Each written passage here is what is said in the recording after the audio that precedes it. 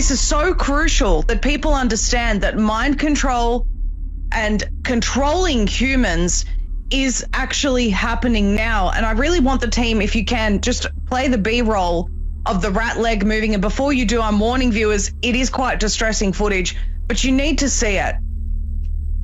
This is 2 years ago, what they were doing, able to make a rat move against its will in their experiments. Okay, this is the Miami College of Engineering presentation. So this is not Neuralink, where you go and get a chip in your brain, willingly. This is wirelessly making a living thing move against its will. So if they 2 years ago were showing us this, which means that the technology was already 30 years ahead 2 years ago when they were showing this to the world, how far do you think that they've come now with their ability to make humans do things against their will, like the Rand Corporation brags about on their website, saying that they will be able to do coerce people and manipulate them to do things that they would not normally do? Dr. Anna, your input, please.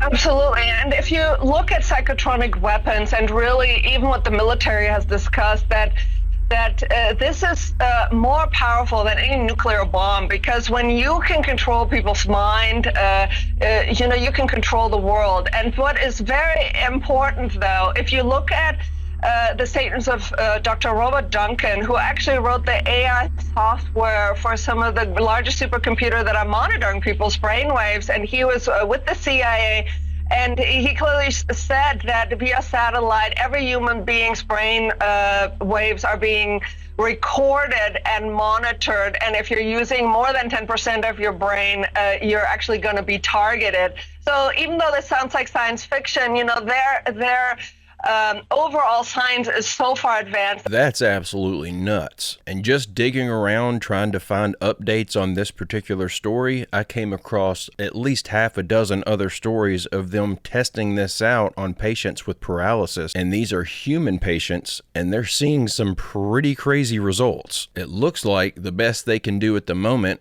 or at least the most they're willing to tell us about, is that you have to have some sort of device on your head, like some sci-fi looking hat with all these electrodes on it. But we all know it's just a matter of time before they figure out how to do this with some signal that they're sending through your cell phone or something. And just letting my brain go crazy with the possibilities here, I'm wondering if this will one day be used to silence people. Think about the guys who end up unalived via suspicious circumstances because they took a stand against the government, or all the people that stumble onto some new invention that the government doesn't want in the marketplace. Imagine driving down the road and you get a text message all of a sudden that causes you to jerk your truck off into a ravine. I honestly just don't see how they can sit here and tell us that the scientific community has ethical standards with a straight face. In 2020, a Reddit user was digging through a searchable database of leaked Hillary Clinton emails, and they found something that didn't look real. It reads, requesting documents pertaining to the resurrection chamber of Gilgamesh, the location of his body, and the location of the buried Nephilim. As you would expect, conspiracy forums lit up. Why was Hillary Clinton trying to track down the tomb of Gilgamesh?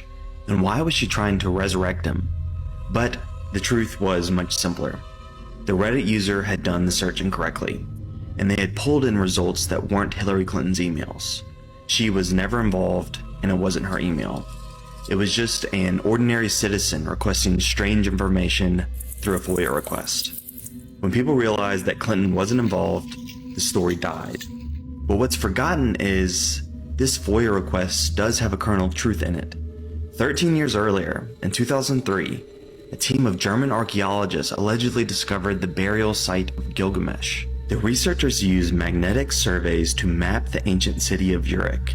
Under the dry riverbed of the Euphrates, the researchers detected a massive rectangular tomb that matched the description of his tomb in the Epic of Gilgamesh. It was called one of the most important discoveries in Mesopotamian archaeology. But just days after the announcement, the United States launched the invasion of Iraq. At this hour, American and coalition forces are in the early stages of military operations to disarm Iraq, to free its people, and to defend the world from grave danger. Within weeks, American forces had reached Uruk, and the excavation was stopped. The news of the discovery went totally silent, and the researchers left the country. No further reports were published, and it was as if the discovery had never happened. Of course, conspiracy-minded researchers didn't see this timing as accidental.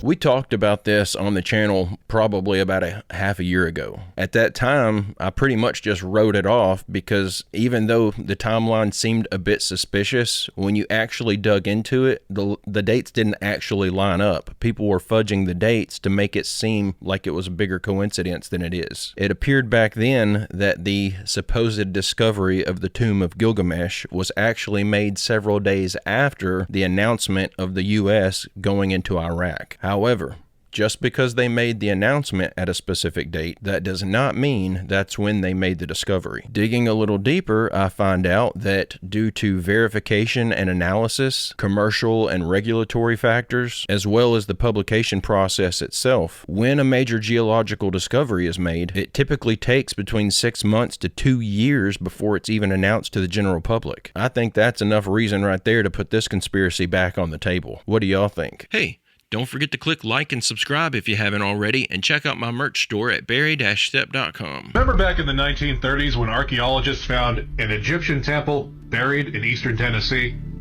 That's okay, not a lot of people do. But back in 1934, they were building something called Norris Dam, just north of Knoxville, Tennessee. The Tennessee Valley Authority started surveying the valley that the Norris Dam was going to flood. They found many native mounds and started excavating a bit and found some really extraordinary things. As they started digging, they found layer after layer and went down over 20 foot until they found a 100-foot by 100-foot platform with a large raised area in the center. They called this a temple. As they dug deeper and deeper, they found multiple skeletons on the site, unlike any that they'd found in the area. And the site itself kept getting deeper and deeper. It appeared to just keep going. At the time, it caused quite an uproar, and over 400 workers were excavating that site. They found multiple relics that were unlike anything they had seen in the area, including a pigment box that held a shade of purple that could only be found in sea mollusks and was completely unknown in North America. The site gained the attention of James Randall Harris, a professor of ancient languages from Cambridge and later Johns Hopkins University. Harris came up with some very interesting conclusions.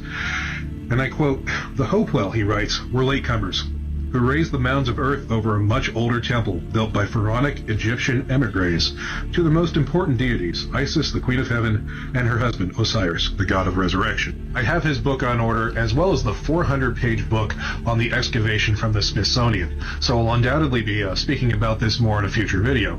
But for now, that area has some very interesting correspondences with legends from the Cherokee. The Cherokee have legends about a group of priesthood that lived in their area called the Ani-Kutani. This priesthood was wiped out.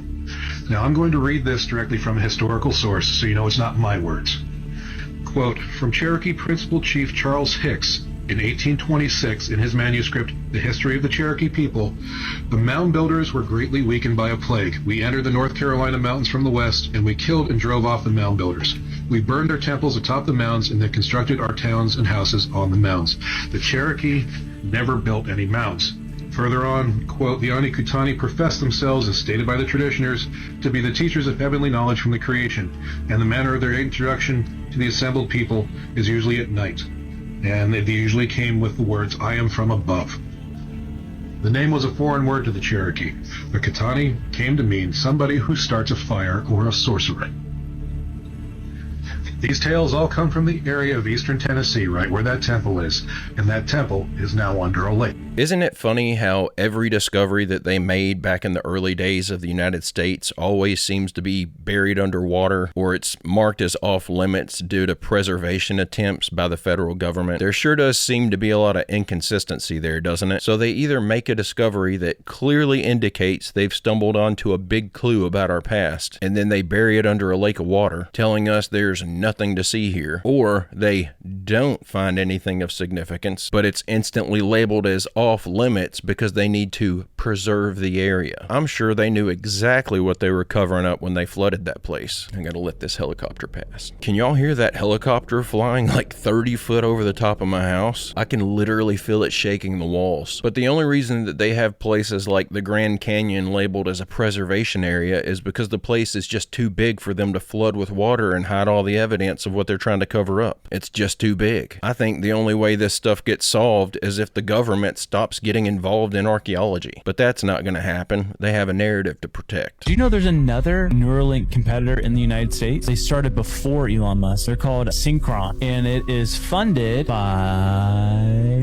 Jeff Bezos and Bill Gates. This brain chip, you can text with it, use email, shop online, scroll on social media, all hands-free, just through thought alone. Well, that's dangerous. And guess how it's put into you? An injection through your jugular. Ew. They're not cutting your head open. It's an injection. Is there an actual like physical chip? It's like microchips that like go into your bloodstream that like live in your brain. You're able to literally control electric devices just by thought. An injection. Yeah. It's not like, hey, do you want to come in and get this brain chip? We have to split your head open. Yeah. It's like, dude, they can sneak this in through anything. A vaccine for a global pandemic. Funded by Bill Gates and Amazon. That's such bad news. And I've never heard of this company in my life. This might be a stretch, but you do think of like the mark of the beast. It says free or slave, rich or poor. You cannot buy or sell. You have to have this mark in order to do this. Mark of the beast. And so it'll be in the right hand or the forehead. And I'm just thinking the forehead. Is it referring to like it's going to be like in your brain? Dude, what world are we living in? Raise your hand if you knew he was going to say Bill Gates. I don't know how I'm just now hearing about this. I guess my biggest takeaway from this video is at least Elon Musk is telling us what he plans to do with his device. And I'm not saying that I trust the Neuralink, but at least we're being told about it as it progresses in development. And at least it's not being designed in a way that it could be snuck into you while you fall asleep and take a nap on a public bus. I'm sure that Bill Gates has spent a ton of money just trying to keep news about this thing out of the media. That guy has got to be one of the most hated men in America with all the bad crap he's done and gotten away with. Things that would get any other man a death sentence. But the fact that he keeps going out here and giving these speeches still to this day about the need to depopulate the planet, that makes it pretty clear that he's convinced himself that he's going to actually pull off this depopulation scheme before he has to suffer any consequences from us normal folks. Have you ever heard of the Nazca aliens in Peru? All right, file this one under what the freaking crap. Or things they didn't teach us in history class works too. Meet Santiago, the small, strange mummy from Peru that's turning more heads than a UFO sighting at a NASA barbecue would. In all seriousness, he was found near the Nazca lines in Peru, tucked away in diatomaceous earth, preserved like a prehistoric time capsule. With 3 fingers, non-human proportions, and a skull that's, let's just say, not your average anatomy textbook size. Carbon dating puts him at over 1,000 years old. So if this is a hoax, it's been in the works since like the Middle Ages. CT scans, yes. Full skeleton, organs intact. No wires, no duct tape, no suspicious seams. Basically what they're showing you is that this isn't just paper mache. Yeah, this isn't like just some art piece. There's real bones in here. And it's a fully intact atomically correct structure. Now look at that thing. It has 3 fingers. I mean, that is a weird thing. So I have one more clip of a CT scan. So the top version is what the mummification looks like, and this is the CT scan. Furthermore, DNA tests, no match to any known human or animal species on Earth. This one is really hard to track down any legitimate information on. For one thing, I'm seeing reports that are saying that they all have 4 fingers, when you can clearly see in the video that they only have 3. And I'm also not seeing the reports that they were carbon dated to be thousands of years old. I'm just seeing 240 to 380 years old. But I don't really think that's an important detail anyways. I think that that information can just be overlooked because carbon dating is complete junk science. That's been proven over and over over again. They report that there have been several independent researchers claiming that these things are not just a concoction of different animal bones meshed together and wrapped in paper mache. But at the same time that they're making this claim, they refuse to let any outside research team come in to verify their findings. So how in the heck are we supposed to make a determination? Initially, I was just leaning toward these things being human beings with birth defects. But birth defects don't typically produce symmetrical anomalies like 3 fingers on each hand and 3 toes on each foot. What do y'all think? I'm personally kind of leaning toward these things being fake. Or they could be the lost remnants of a product from the Nephilim. But the Nephilim are supposed to be considerably taller than 5.5 foot. So I don't know. It could be them. It could be one of their failed genetic experiments. But we're probably never going to find out because apparently they're just refusing to allow anyone from the outside to go in and verify anything. This man is scared he will never die. Ismail Azizi from Tanzania has reportedly been declared medically dead by doctors on 6 separate occasions, but has come back to life every single time, and no one can explain how. In a recent documentary by Aframax, they report that the first time he died was after a workplace accident. He was taken to the hospital in critical condition, and soon after, doctors declared him dead, not some randoms off the street. His body was taken to the morgue while his family started preparing his funeral. But to their bewilderment, he regained consciousness and walked out of the morgue onto the street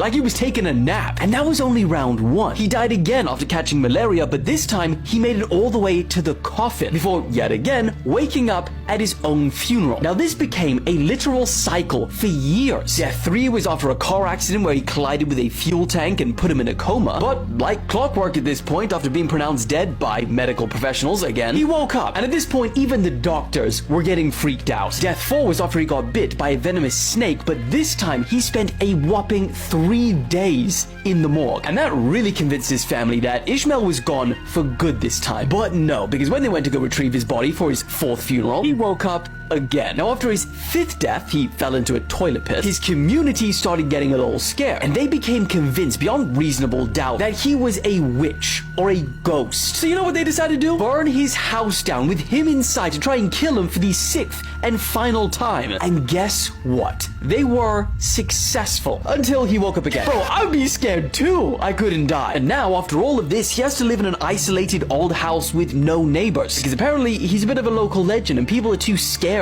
to live near him. He also said he can't get a job either as a result of the stigma. Wow. This is either one of the strangest string of circumstances in all of human history, or this is a really solid cautionary tale about not trusting the doctors in Tanzania. The guy's lucky he's not living in the United States. Our doctors over here would have harvested his organs after that first workplace accident. We wouldn't even be sitting here talking about him today. You hear a lot of reports from people that pass away and then wake up after they were declared dead, and they all, for the most part, seem to have this mentality of God just wasn't done with me yet, I still had things left to do. I don't think anyone has a claim to that idea like this guy does. Someone needs to at least go get a blood sample from this guy and see if he's got some quality to his blood that's keeping his body from shutting down. The guy may hold the key to the next big revelation in the medical industry. This story is insane. You are not going to believe this.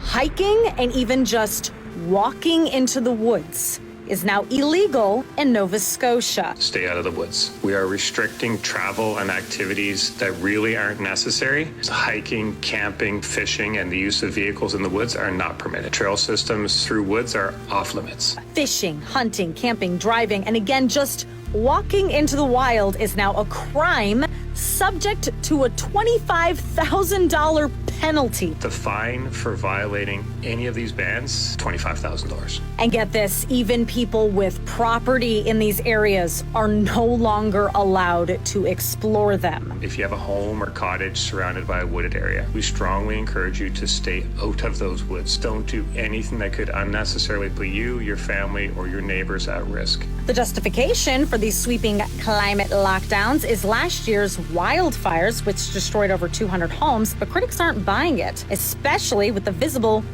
activity seen before and during those disasters. Some argue the fires themselves were no accident, but rather engineered events meant to justify policies like this one. And now here we are, the very first true climate lockdown, a move people have been warning about for decades. Access to nature is stripped away, and citizens are gradually corralled into controlled cities, needing permission to leave and potentially barred from ever returning to the wild again. This may be step number one for corralling people into cities, but I'm optimistic that because we are all paying very close attention, the future is bright. That is absurdly ridiculous government overreach. There's just no way for them to make something like this actually make sense. They're clearly just wanting to control the movement of their citizens. I was actually talking to my wife about this story yesterday. I don't do a lot of hunting or anything, but we have a pretty good little chunk of land here in western Kentucky. And I live outside of city limits, so we don't have any building codes or any restrictions on what we can do with our land. I have a really nice campsite that I've built out. I've got a location out in the middle of the woods where I go practice with firearms in an old dried up pond. Before I got my back injury nearly 2 years ago, I used to spend about a quarter of my free time out in the woods. If they try to pass some stupid law like this here in the United States, I'm gonna end up in jail. I'm all for following the law,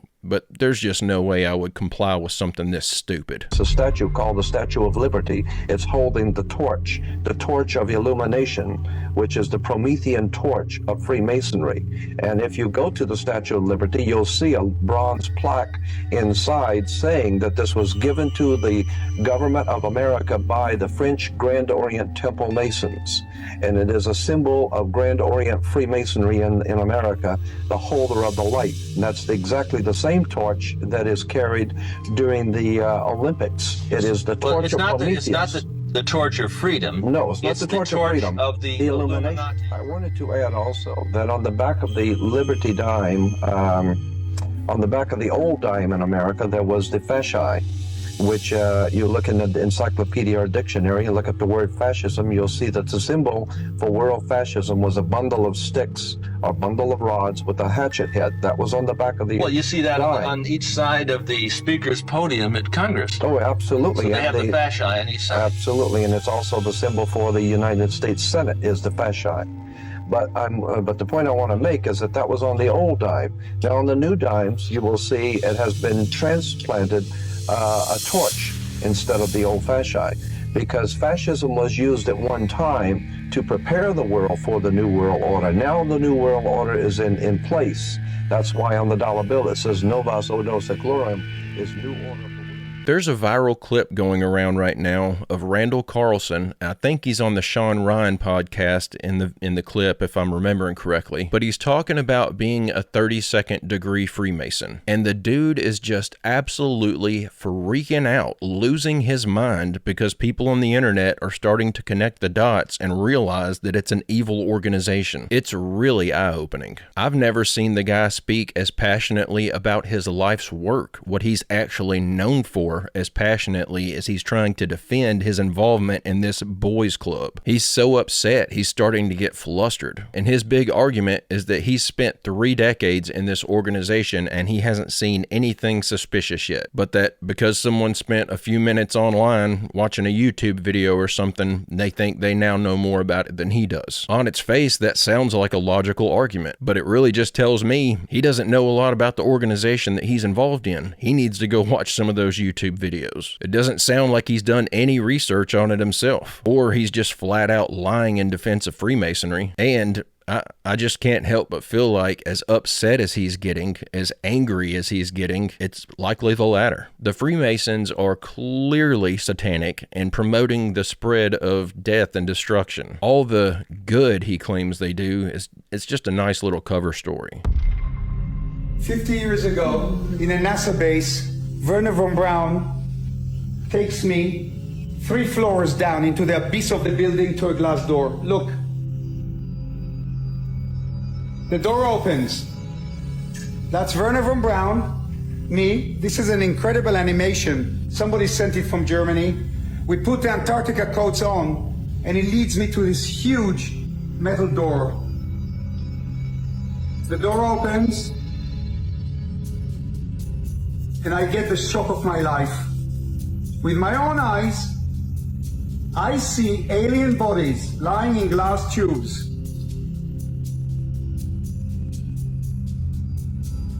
This is exactly what I've seen 50 years ago in a NASA base. Nobody can take this away from me. Since I'm a child, this is the first time I reveal this, I get a jolt. But watch this, look what I'm holding. In my right hand, a camera. The photographs will shock the world. But in that hand, look, every 6 or 8 months I get a light jolt. I don't know what it is. It disappears in a few days.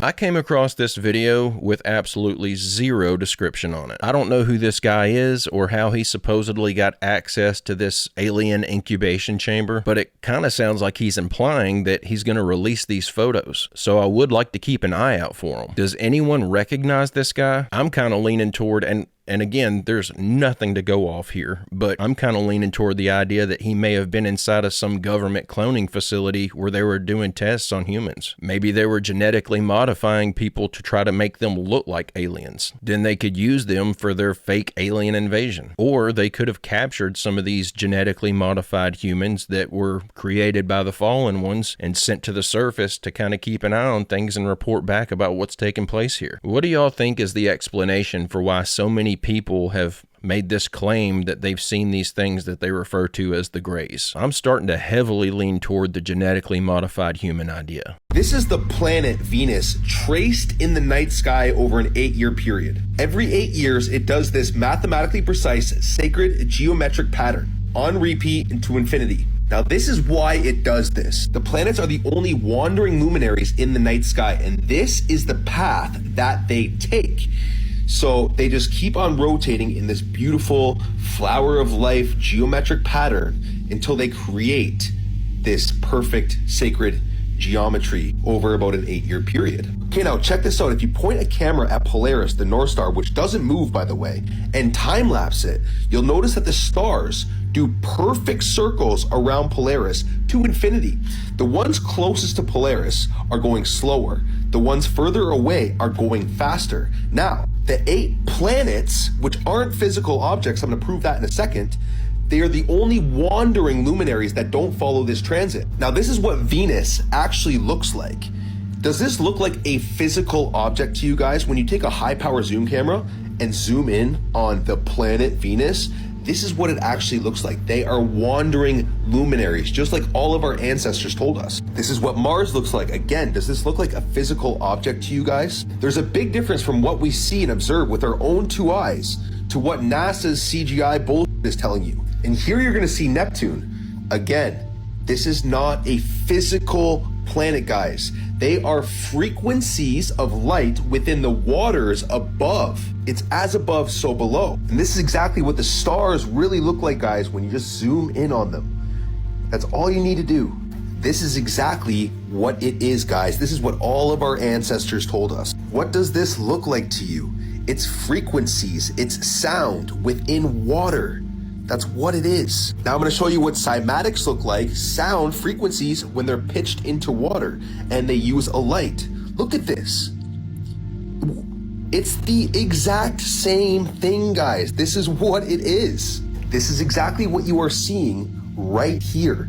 These are cymatics. It's all sound and frequency. The truth is right in front of your face. You just need the eyes to see. I am telling you. I am telling you this is what it is. Stop believing the lies that your predecessors want you to believe. They are hiding God's true creation. This is what all of your ancestors tried to tell you. This is the wisdom and information that they passed along. The firmament, the waters above the firmament, the waters above, the stars on the firmament. Literally every single one of our ancestors all told us the exact same thing. It's right in your face. And the real truth to everything is found within us all. Peace and love, guys. I may just be having trouble shaking the indoctrination, but I just can't get behind this flat earth model. And I'm not seeing anything in scripture that's telling me that the earth is flat. I do believe that there was a firmament described exactly like it says in the scripture, but it says clearly in Genesis chapter 7 verse 11, in the 600th year of Noah's life, in the 2nd month, on the 17th day of the month, on the same day, all the fountains of the great deep burst open and the floodgates of the sky were opened. Maybe it it was catastrophically breached or destroyed during Noah's flood. However, it does say in Genesis chapter 8 verse 2, also the fountains of the deep and the floodgates of the sky were closed and the rain from the sky was restrained. While the floodgates subsided after 40 days and nights, that doesn't mean that it completely restored the firmament back to its original condition. The massive release of floodwaters could have shattered or dissipated the whole structure. That would have transformed the pre-flood atmosphere like a protective canopy,